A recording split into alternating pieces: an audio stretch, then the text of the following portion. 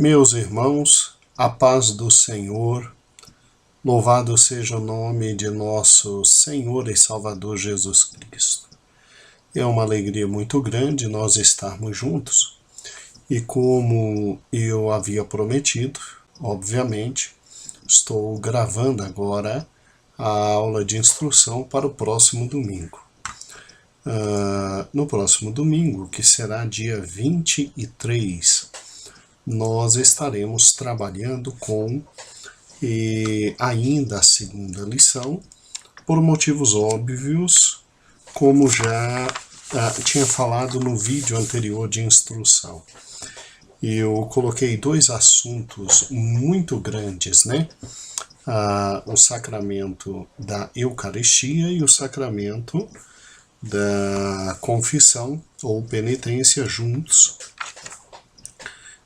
Mas nós estamos trabalhando os dois de forma separada, de forma que a lição número 2, então, gerou 2 domingos de estudo, tá ok? Eu creio perfeitamente que os irmãos já assistiram tanto o primeiro vídeo quanto o segundo vídeo que enviei. O primeiro vídeo, ele tem a seguinte finalidade. Ele quer que você tenha uma visão absolutamente completa do que é a missa, esse momento ímpar na comunidade católica, né? Católico romana. Então, veja que há uma série de ordens e há uma série de atos, um ao lado do outro, para que eles possam, de alguma forma, exprimir toda a sua religiosidade. E como nós vamos tratar do sacramento da Eucaristia, veja que no vídeo que foi passado para você, você tem o momento da Eucaristia. O momento da Eucaristia. O vídeo a que me refiro é o primeiro vídeo, aquele que enviei aos irmãos na quarta-feira, ontem. E este vídeo, obviamente, estou me referindo àquela parte da missa que eles chamam de a liturgia eucarística, né? A liturgia eucarística tem, obviamente, como seu ponto máximo quando o sacerdote católico romano faz a consagração da hóstia e do sangue, né? E eles creem perfeitamente e absolutamente que ali existe o fenômeno da transubstanciação, ou seja, o pão que continua na forma de pão e o vinho que continua na forma de vinho, na sua substância são transformados. Continua a forma de pão, continua a forma de vinho, mas a substância deixa de ser pão para se transformar em corpo de Cristo, e o vinho deixa de ser o vinho na sua substância para se transformar em o sangue de Cristo. E isso traz, por consequência, conforme o pensamento católico romano, isso traz por consequência a presença de Cristo na Santa Missa, fazendo com que Cristo ali esteja, e nesse momento em que o fiel católico participa da hóstia, ele recebe então no seu corpo o corpo de Cristo, e imediatamente ao comer da hóstia e receber o corpo de Cristo, automaticamente bênçãos são dispensadas na vida dele. Imediatamente bênçãos são dispensadas na vida dele, tal como saúde, sustento, uma série de bênçãos. Eles creem assim. E de forma muito clara, nós colocamos aqui na sua revista, meu amado irmão, na página 16, sobre a Eucaristia. E eu tomei um cuidado essencial de, antes de começar a falar sobre a Eucaristia, falar da questão do sacramento da penitência. Por quê?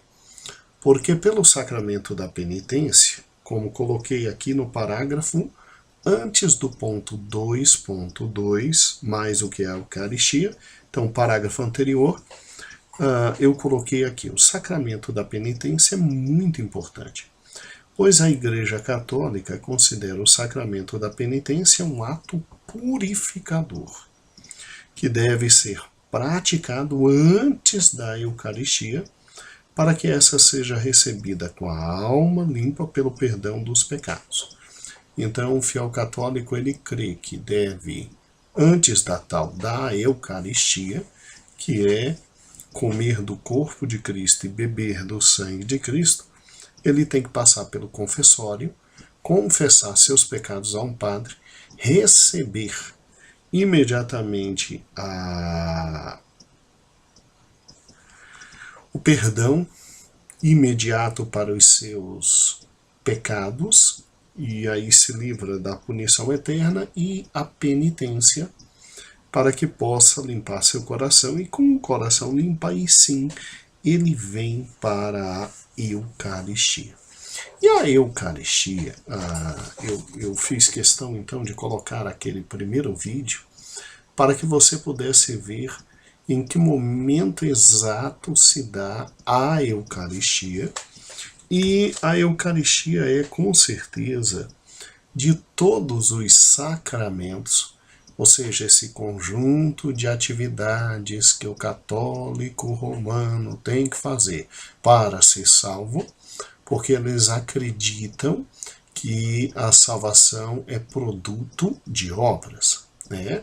Não é só pela fé, como está na palavra de Deus, mas é também produto de obras.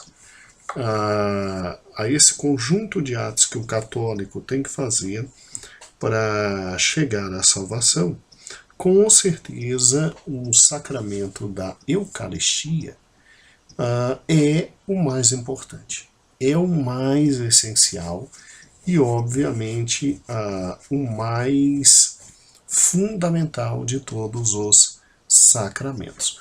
Por quê? Porque no sacramento da Eucaristia, a justificação, que o católico crê que existe, é falsa, mas ele crê que existe, a justificação chega então ao auge.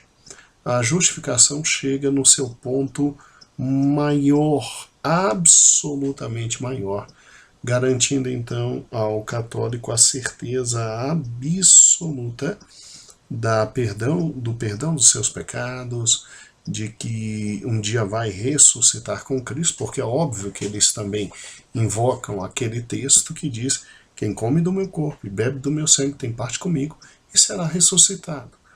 Então, é com certeza o ápice de todos os sacramentos e que, obviamente, traz ao católico uma segurança espiritual, sabemos que é falsa, mas uma sensação de segurança espiritual muito grande, porque no momento em que ele participa da hóstia, ele tem, segundo a doutrina católico-romana, ele tem o próprio Cristo sendo engolido, e aí todos os benefícios da graça de Cristo a ele são transferidos, inclusive o perdão de pecados, a certeza da vida eterna e etc.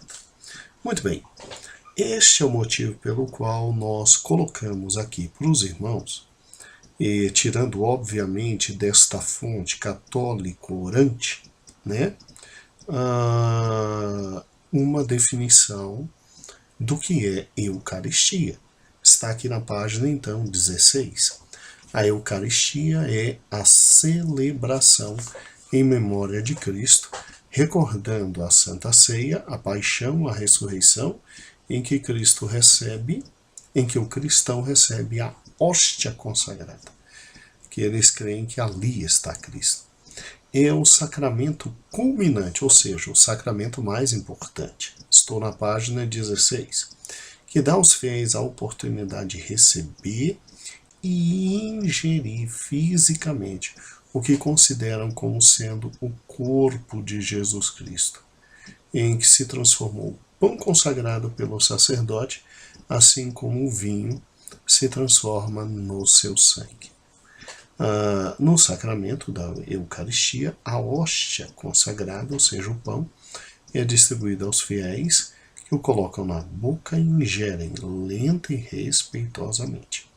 Para receber a hóstia, o fiel deve estar em estado de graça, ou seja, deve antes ter confessado os seus pecados, recebido o perdão divino através do sacramento da confissão e da penitência. É interessante, né, como por intermédio dos sacramentos, eles vão acreditando que estão sendo purificados e, em decorrência disso, um dia terão acesso à vida eterna com Deus. A vida eterna com Deus. Foi exatamente isso que levou Lutero a se levantar e dizer, olha, a salvação é pela fé, a vida eterna é pela fé, tudo é produto da graça de Deus mediante a fé. Não vem de obras, mas não vem de obras. E há um ponto interessante aqui, fiz até questão de sublinhar para os irmãos, quando diz assim, vá comigo, por gentileza, na página 17 agora. Quando você pega a página 17, você fica completamente assustado. Veja comigo, ó, ainda parte do catecismo, né? A consagração não faz parte do sacramento da Eucaristia. É um rito precedente, separado, é um ato que os sacerdotes têm o poder de praticar. Aí vem, a Igreja Católica sustenta que, quando o sacerdote pronuncia as palavras rituais, isto é o meu corpo em relação ao pão, e isto é o meu sangue em relação ao vinho, acontece o fenômeno chamado transubstanciação, ou seja, a substância material que constitui o pão se converte no corpo de Cristo. E a que constitui o vinho se transmuda, ou seja, muda no sangue, no seu sangue.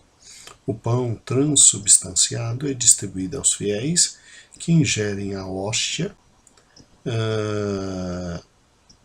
e estão ingerindo o corpo de Cristo. A Eucaristia é considerada o sacramento da ação de graça. Então veja que eles acreditam piamente que naquele momento da missa, após a tal da liturgia inicial, da liturgia que eles têm da palavra, e aí chega a liturgia eucarística, eles acreditam que naquele momento específico eles têm acesso a Cristo, têm acesso ao corpo de Cristo, e comendo da hóstia, o corpo de Cristo penetra neles e eles podem cumprir de forma absoluta e cabal aquela parte do Novo Testamento que diz, olha, tem que comer do meu corpo e tem que beber do meu sangue para ter parte comigo. E aí, obviamente, a gente fica primeiro assustado, né? Como é que alguém em sã consciência consegue crer nisso, né? Você deve estar se indagando dessa forma. Como é que alguém em sã consciência consegue crer nisso? Bem, deixa eu te explicar a razão pela qual eles creem nessa questão da transubstanciação e o sacramento da Eucaristia. Como é que isso é gerado no coração do fiel católico e por que ele é levado ao engano, porque ele é levado ao erro. Muito bem. O primeiro motivo pelo qual eles são levados ao erro de assim crerem é porque, obviamente, interpretam de forma incorreta a passagem que está em João capítulo 6. E eu preciso que você dê um pulinho, meu amado irmão, em João capítulo 6, quando Jesus começa a falar que ele é o pão da vida e que ele desceu dos céus para que pudesse, obviamente, satisfazer as necessidades mais essenciais dos seres humanos. Eu peço que, obviamente, se você quiser parar o vídeo agora e dar uma lida de João, em João capítulo 6, do versículo 22 até o versículo 63, 64, sem nenhum problema, seria muito bom, tá bom?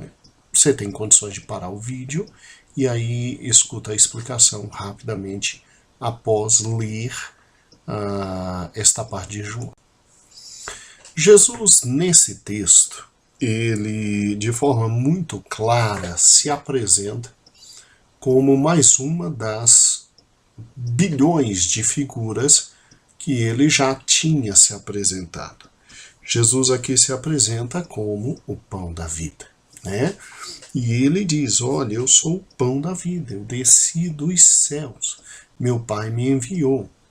E, obviamente, eu desci dos céus como pão da vida e eu vim para que vocês possam ter vida. E assim como no deserto, assim como o maná caiu no deserto e os vossos pais foram alimentados, o maná nada mais era do que um símbolo do que eu sou, e eu vim do céu para poder alimentar a humanidade, né? E assim, obviamente, Jesus estava trazendo um sentido figurado daquilo que, na última realidade, ele é aquele que vem para trazer vida à humanidade, tal como o pão traz vida, ele traz vida, vem para alimentar a humanidade, tal como o pão é o alimento básico e fundamental da humanidade, Jesus também o é, e muito mais do que isso, né? Muito mais do que isso, o pão é essencial à vida humana, assim como Jesus é essencial à vida humana. Por isso que o pão, aqui na época de Cristo, era o alimento mais essencial e fundamental.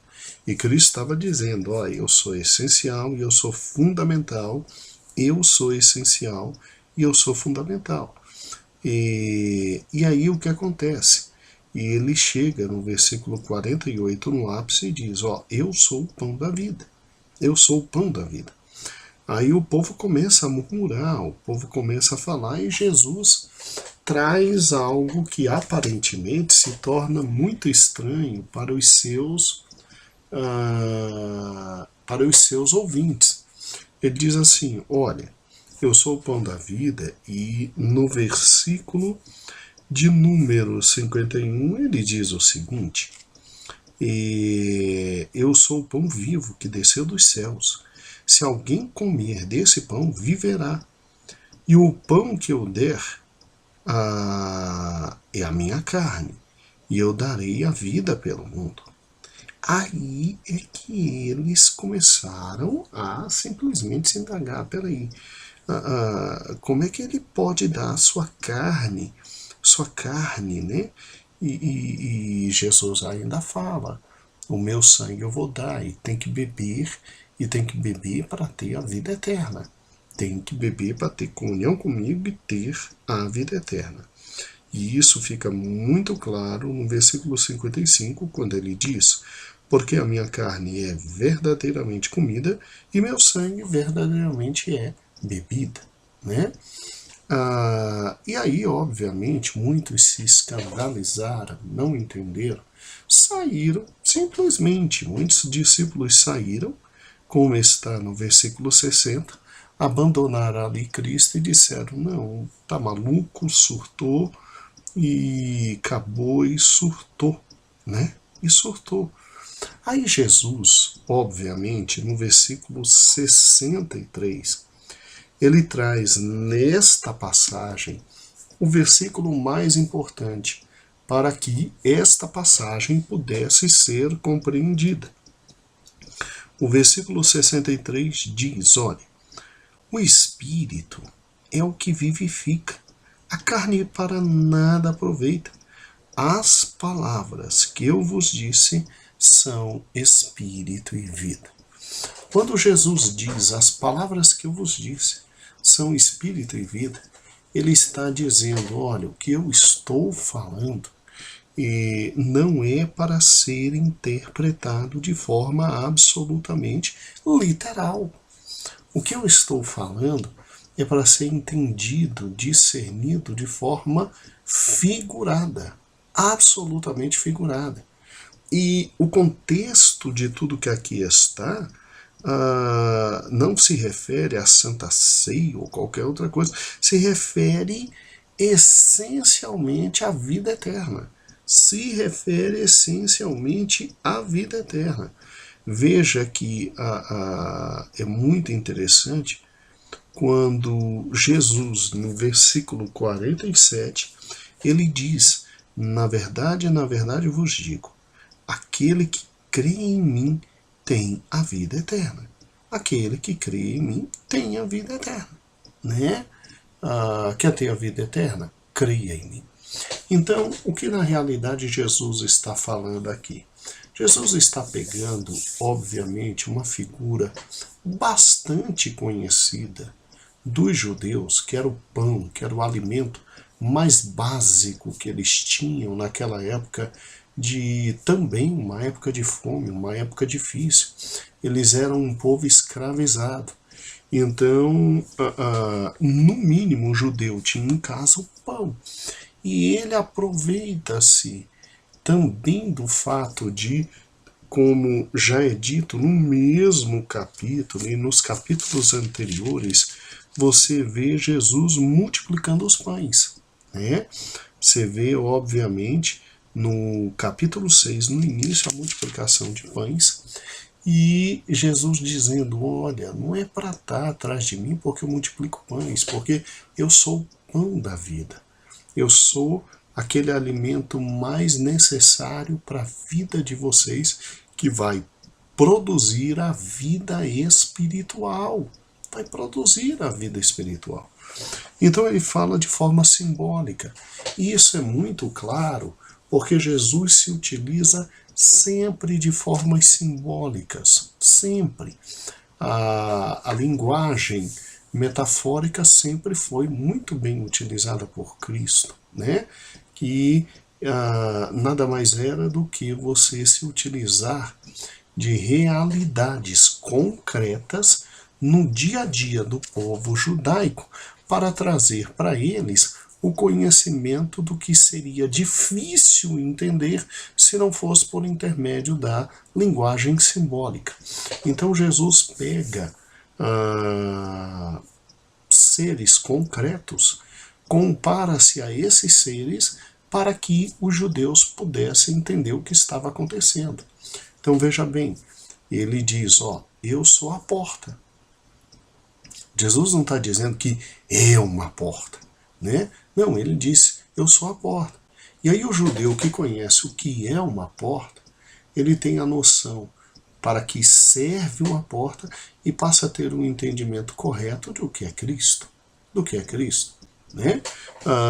Jesus, para identificar a nossa sublimidade com Ele, nossa união com Ele, Jesus disse, ó, eu sou a videira verdadeira.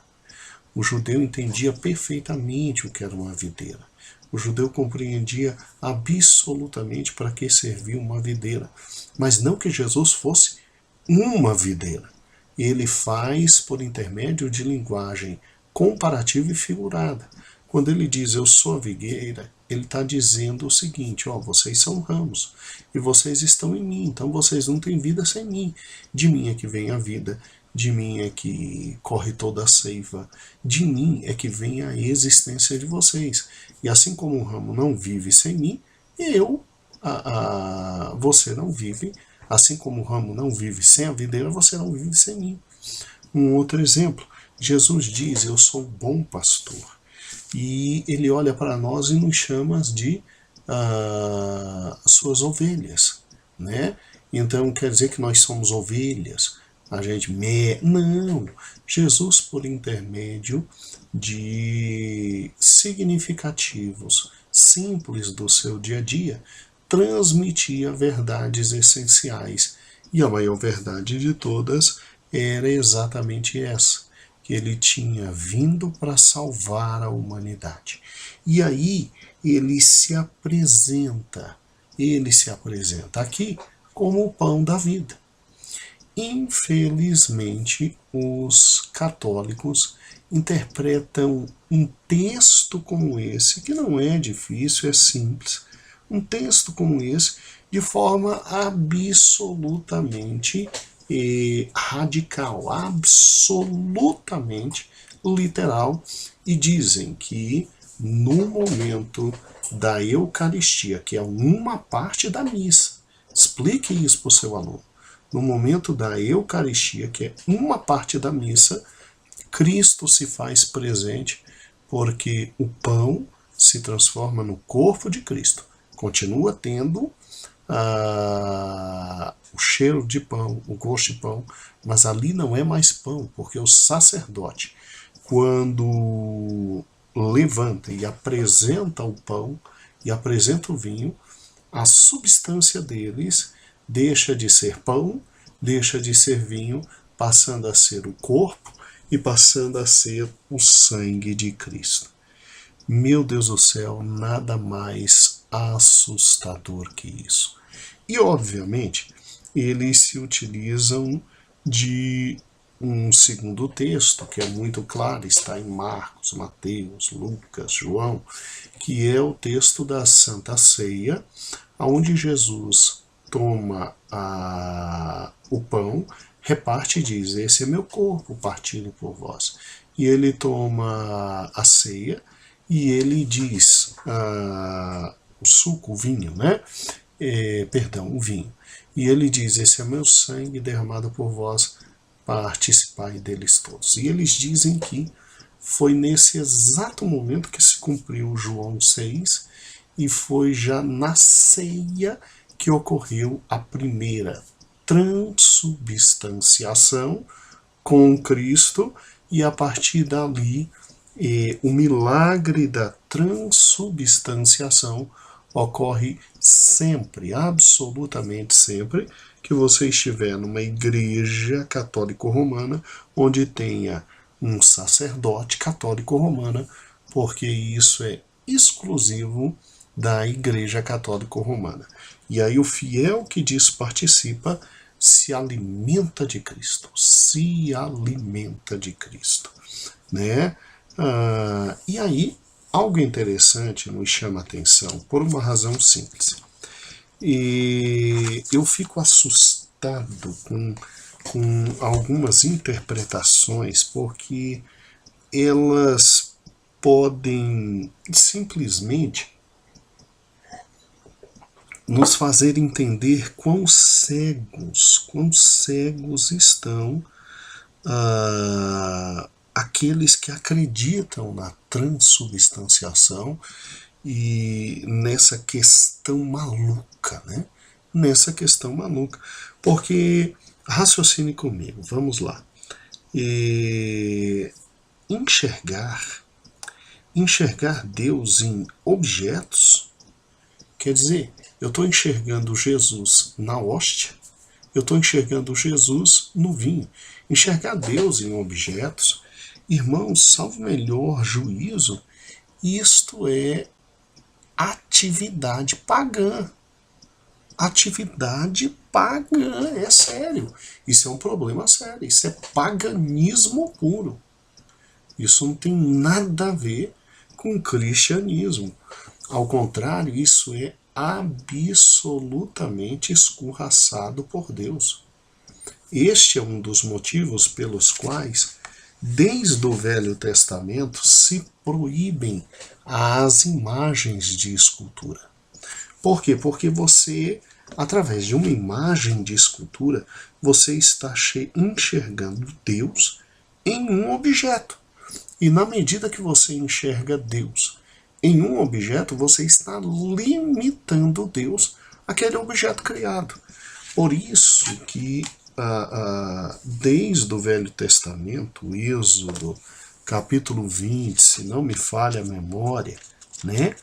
Deus é muito radical ao ponto de simplesmente dizer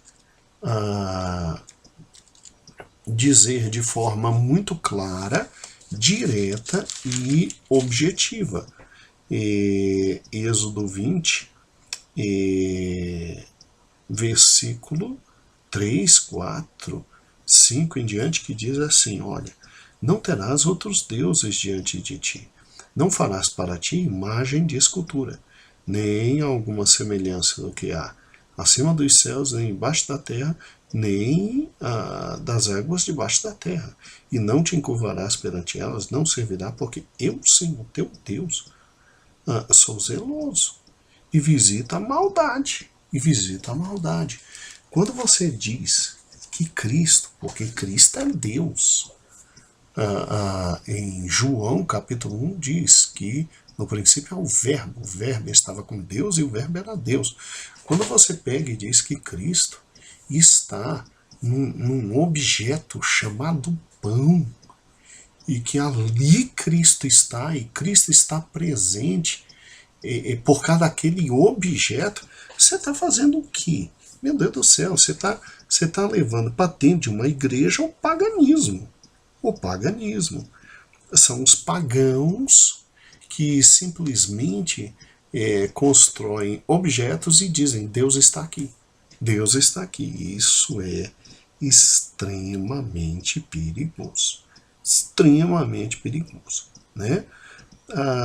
Então veja que por falta de uma compreensão sistemática, por falta de uma análise simples de como Cristo fazia para traduzir verdades eternas, né?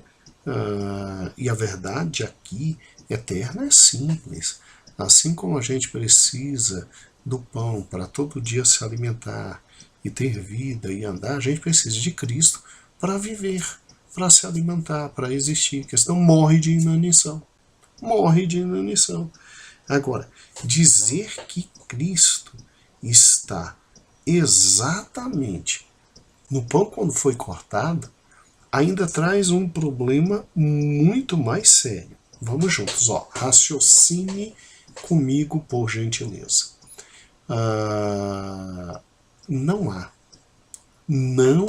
em nenhum evangelho que fala do momento da Santa Ceia em que Cristo reparte o pão, não há em nenhum dos evangelhos a declaração da transubstanciação. Ou seja, o silêncio de Mateus, Marcos, Lucas e João é um silêncio que demonstra uma verdade. Que verdade? Que não há a transubstanciação. Como assim? Vamos juntos. Se a transubstanciação fosse verdadeira, na hora que ela ocorreu, como os católicos dizem que ocorreu lá na Santa Ceia, os discípulos teriam imediatamente identificado isso. E teria sido escrito na Bíblia exatamente isso. Mas pastor, não poderia ter passado pelos discípulos e eles acabaram esquecendo? Bem, o apóstolo Paulo falaria, com certeza falaria. O apóstolo Paulo diria, olha, tome muito cuidado com a hóstia, tome muito cuidado com o vinho, porque a hóstia é verdadeiramente o corpo de Cristo, porque a hóstia se transforma no corpo de Cristo e o vinho se transforma no sangue de Cristo. E veja que não há nenhuma evidência no Novo Testamento deste milagre. Não há. E isso é interessante porque, veja, quando os milagres ocorrem, os discípulos fazem questão de salientar que eles ocorreram. Vou dar um exemplo extremamente simples. Jesus, no casamento em Caná, transforma água em vinho. E, cientificamente, esse é um dos grandes milagres que Cristo fez. Há vídeos no YouTube dizendo que isso é grandiosíssimo.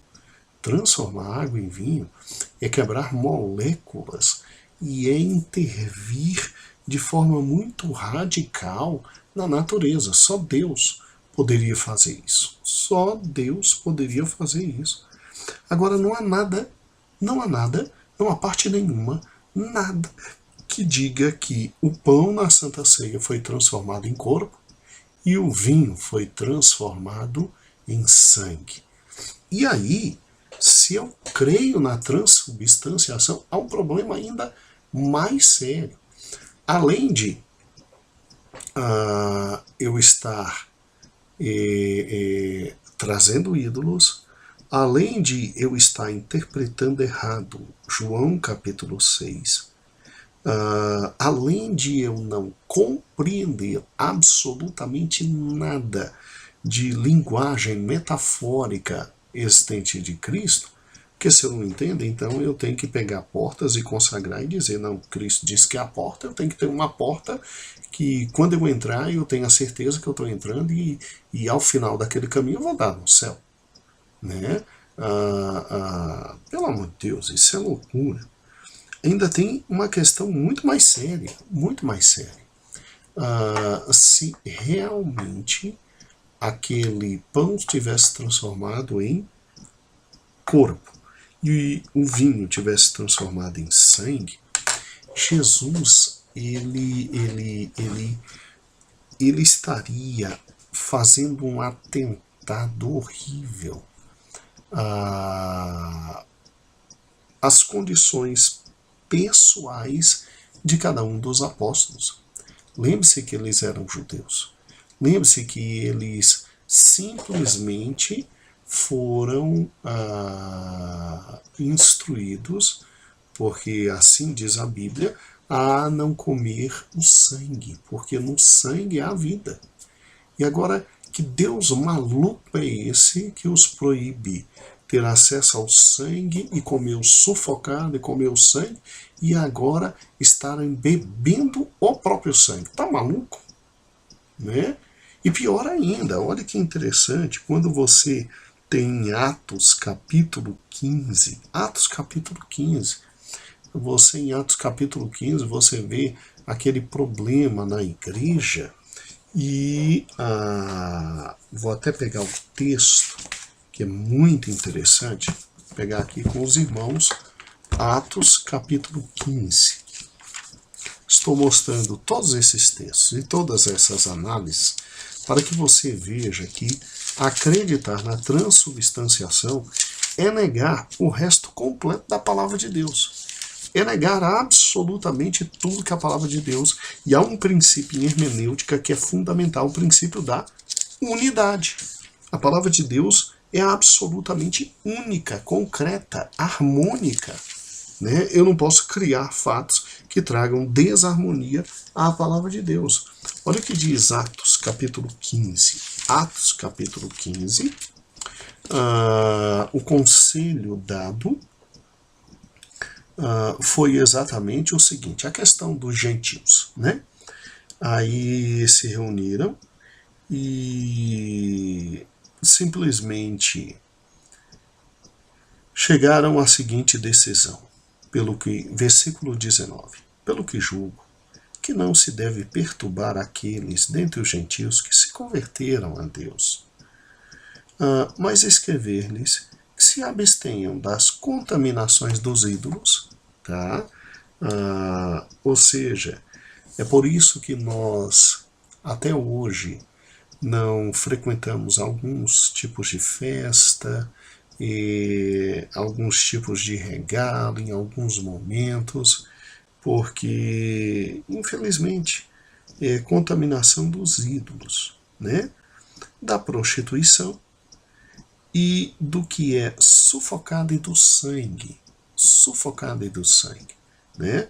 Então, bastando fazer isso, olha, o resto, deixe esses pobres homens em paz, porque os judaizantes estavam enchendo a paciência deles. E aí eu acho muito estranho o fato de simplesmente na Bíblia sempre se negar de forma muito clara e muito viva que é para o cristão se afastar do sangue, se afastar do sangue, e no momento máximo da Santa Ceia, o vinho se transformar no sangue de Cristo. É uma contradição que, pessoalmente, não me entra na cabeça. Não me entra na cabeça, né? Meu Deus do céu, meu Deus do céu. É óbvio que, por todas estas razões expostas agora, nós vemos que há um erro muito grande no catolicismo romano ao defender a questão da transubstanciação. E ao defender o fato de que quando você come do corpo e bebe do sangue, você tem, além de a presença do próprio Jesus, em alma, corpo, sangue, alma, e isso te transmite o que eles chamam de alimento espiritual. Alimento espiritual. Porque, veja, eu fiz questão de colocar na página 17 aí, ó, Eucaristia. Como é que se procede? Bem, vamos lá. A matéria é o pão e o vinho, consagrados na Santa Missa. A forma é o quê? Isto é o meu corpo, né? E este é o meu sangue. E qual é a graça que se tem? A graça que se tem, ou seja, o favor imerecido que se tem, é a presença do próprio Jesus Cristo na nossa alma, com seu corpo, sangue, alma e divindade, que é o alimento espiritual.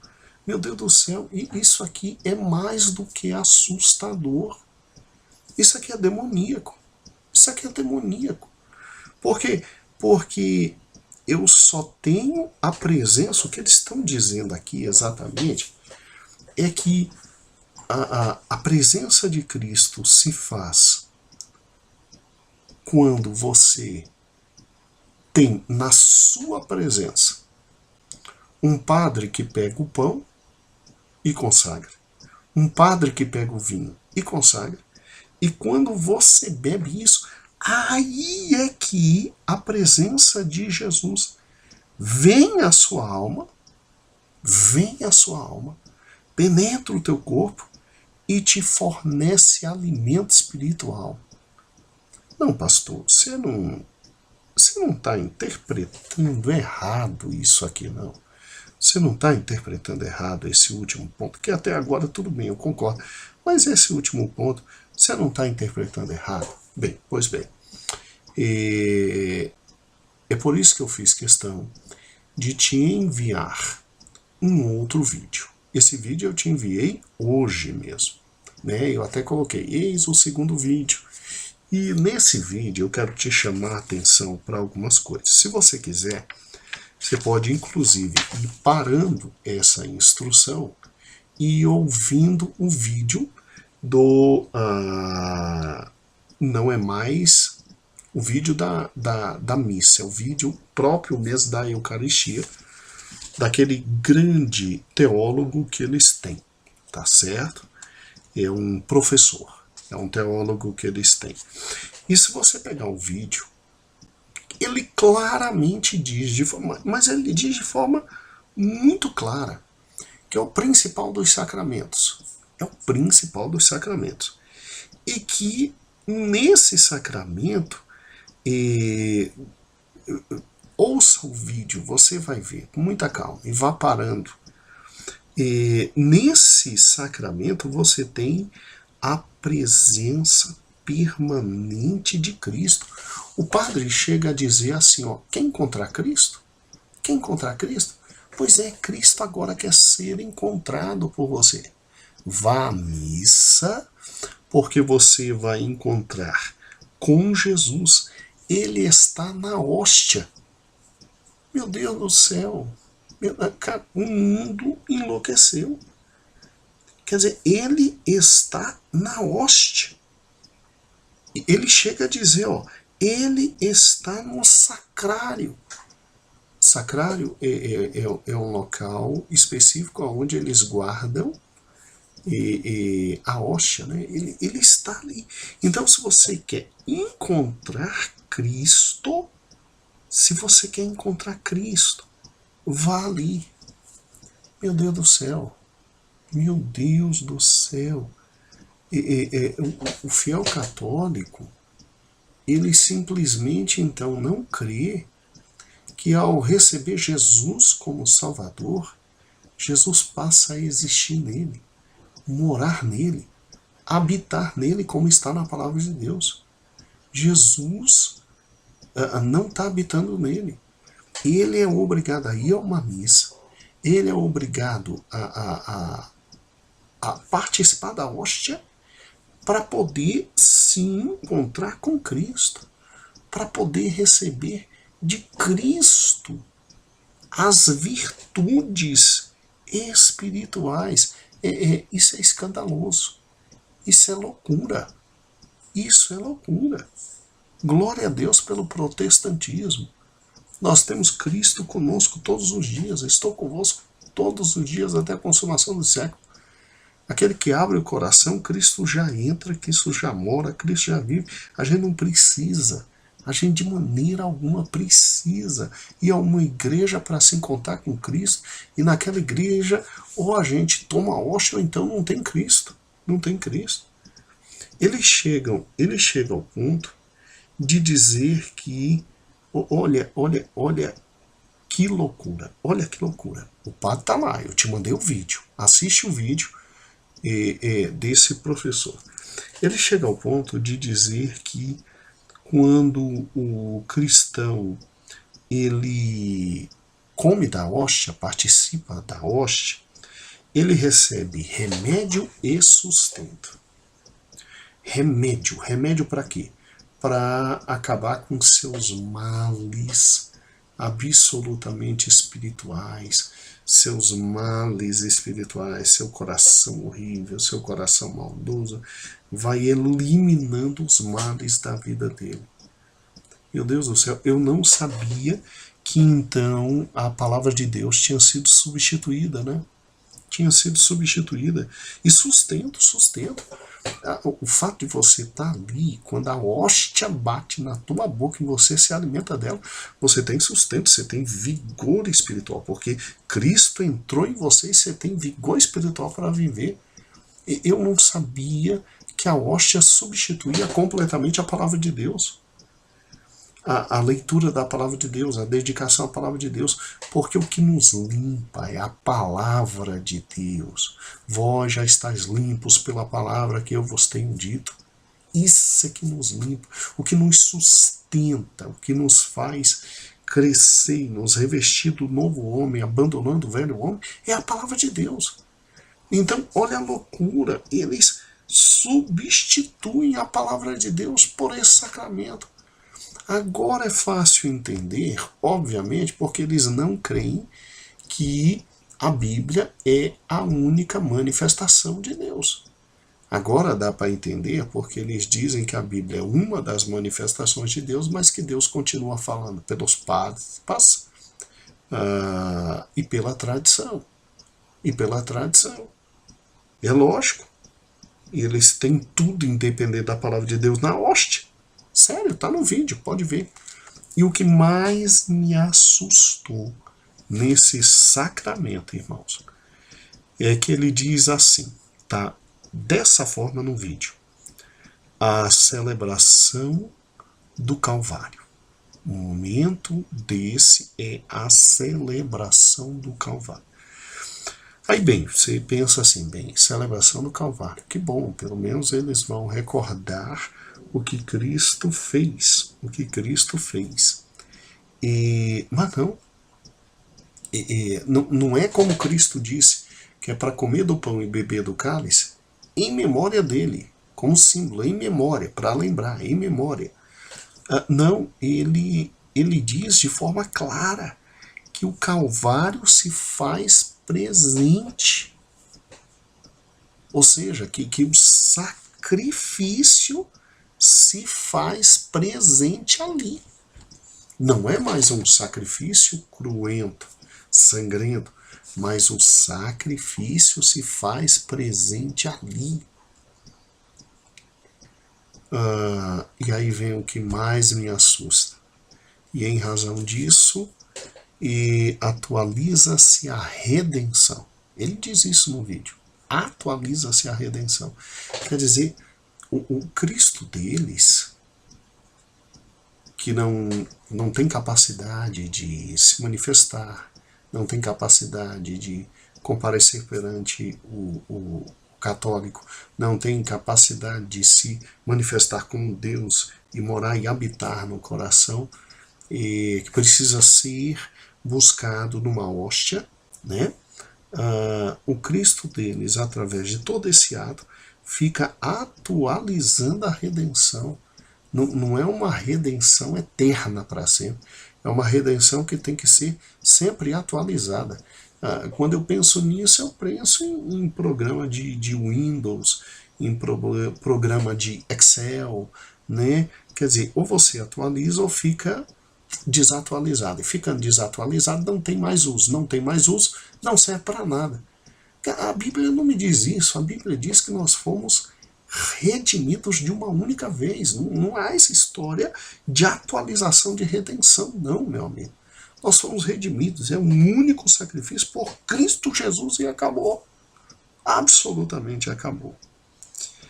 Irmãos, é assustador. Realmente eles creem que são salvos é pela obra mesmo, é pelas obras.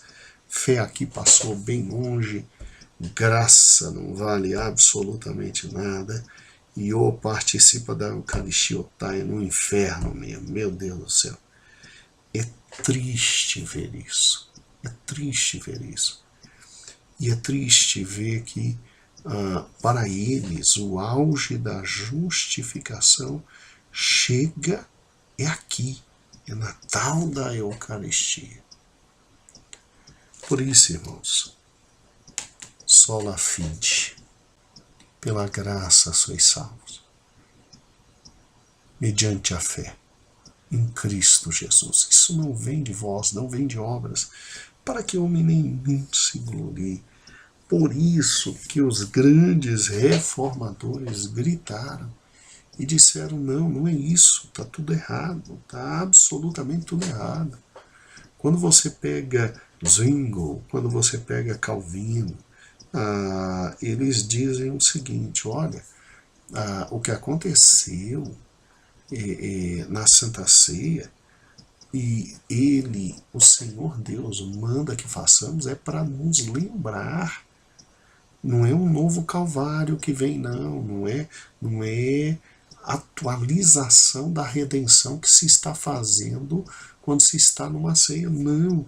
É para se lembrar de tudo que ele fez, porque ele já fez absolutamente tudo e nós não necessitamos de mais nada. O Senhor Deus fez tudo.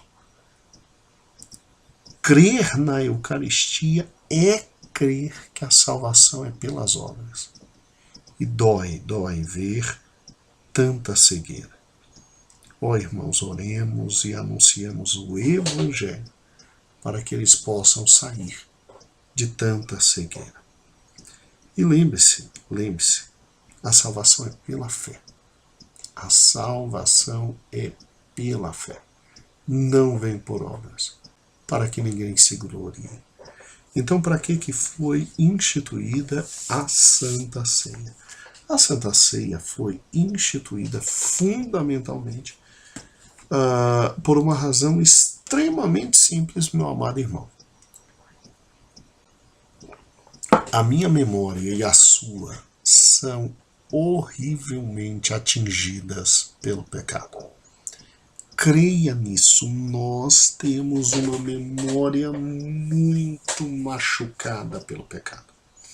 E vou lhe dar uma prova essencial disso. Faça o bem para alguém uma vida inteira. Agora, deixe de fazer o bem uma única vez, e às vezes até com motivo, uma única vez, para você ver se ele não esquece todo o bem que você fez a vida inteira e fica se lembrando só e jogando na sua cara o mal que você fez. É sério, nós somos assim. Ou Jesus estabelece a ceia, ou Jesus estabeleceria a ceia para nos lembrarmos de tudo aquilo que realmente ele fez, ou então nós seríamos capazes de esquecer a bênção advinda no Calvário. Então a Santa Ceia é o que? A Santa Ceia nada mais é do que aquele momento maravilhoso que estamos na presença de Jesus, e Jesus não precisa de hóstia nenhuma para estar presente. Ele está presente porque ele é Deus, ele está presente onde ele quer, tá? E ele disse que estaria conosco. Então é aquele momento em que a gente se reúne para louvar, engrandecer, glorificar o nome dele. E, obviamente, comendo do pão e bebendo do cálice, a gente se lembra de tudo aquilo que ele fez no Calvário por nós. Nada além disso.